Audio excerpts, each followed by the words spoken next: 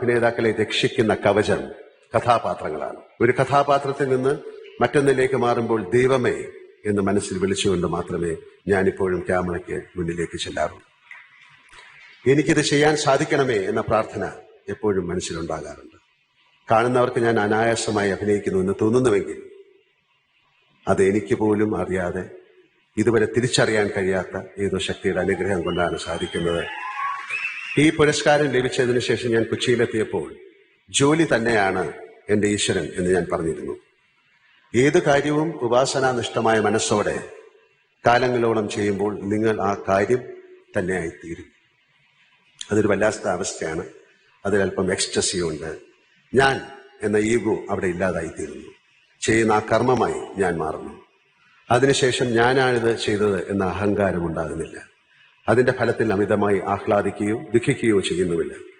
നാം ഒരു നിമിത്തം മാത്രമായി തീരുന്ന ഉന്നതമായ ഒരു അവസ്ഥയാണത്.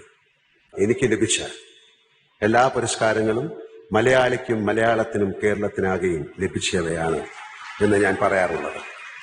ഈ പുരസ്കാരവും അങ്ങനെ തന്നെ മഹത്തായ നിരവധി പുരസ്കാരങ്ങൾ ഇടചേർന്നിരിക്കുന്ന നമ്മുടെ സംസ്കാരത്തിന്റെ വിശാലമായ ഷോക്കേസിൽ എനിക്ക് ലഭിച്ച ഈ പുരസ്കാരവും ഞാൻ സമർപ്പിക്കുന്നു. ഈ സ്വീകരണത്തെ കേരളത്തിന്റെ സ്വീകരണമായി ഞാൻ കണക്കാക്കുന്നു. തിരുവനന്തപുരത്തിന്റെ സ്വീകരണമായി ഹൃദയത്തിലേക്ക് ചേർത്ത് വയ്ക്കുന്നു. വിട പറഞ്ഞു പോയ എൻ്റെ അച്ഛനെയും ജ്യേഷ്ഠനെയും ഞാൻ ഈ നിമിഷം മനസ്സാസ്മരിക്കുന്നു. ഇപ്പോഴും എനിക്കൊപ്പമുള്ള ഈ നഗരത്തെ അത്യധികം സ്നേഹിക്കുന്ന അമ്മയെയും എന്നും എൻ്റെ താങ്ങും തണലായിരിക്കുന്ന എൻ്റെ കുടുംബത്തെ ഞാൻ ഓർക്കുന്നു. എന്നും എൻ്റെ സൗഹൃദത്തിന് വലിയ വില കൊടുത്ത് എന്നോടൊപ്പം സഞ്ചരിക്കുന്ന എൻ്റെ സുഹൃത്തുക്കളെ ഞാൻ ഓർക്കുന്നു. എൻ്റെ പൂർവ്വ സൂരികളെ വണങ്ങുന്നു.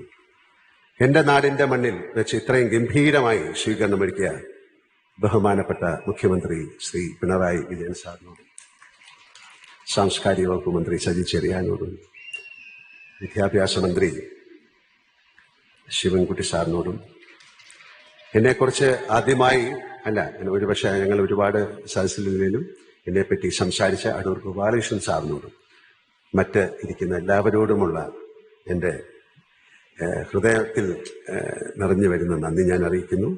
നന്ദി.